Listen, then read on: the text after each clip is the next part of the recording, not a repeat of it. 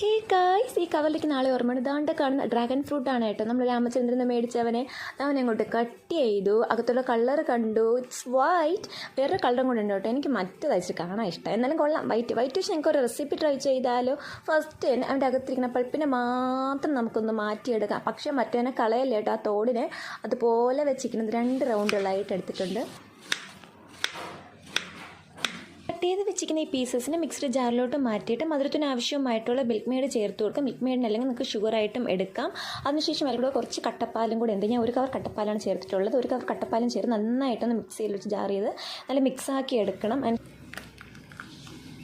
ഇതുകൊണ്ടാണ് കേട്ടോ എൻ്റെ തോടിൻ്റെ കരയില്ലെന്ന് പറഞ്ഞാൽ അതിലോട്ടൊന്ന് വീത്തി കൊടുത്ത് ഡെക്കറേഷനോട് കുറച്ച് വാനില ഐസ്ക്രീം വെച്ച് നമ്മുടെ സെറ്റായിട്ട് ഡ്രാഗൺ ഫ്രൂട്ട് ഷേക്ക് ഇവിടെ സെറ്റ് ചെയ്തെടുത്തിട്ടുണ്ട്. ഭയങ്കര ടേസ്റ്റ് ഉണ്ട്. അതിൻ്റെ കാണാൻ അതിനെക്കാളും കിടക്കാച്ച സംഭവമാണ് കേട്ടോ ഇത്. എങ്ങനെയുണ്ടോ അപ്പാ? കൊള്ളാം, അടിപൊളി.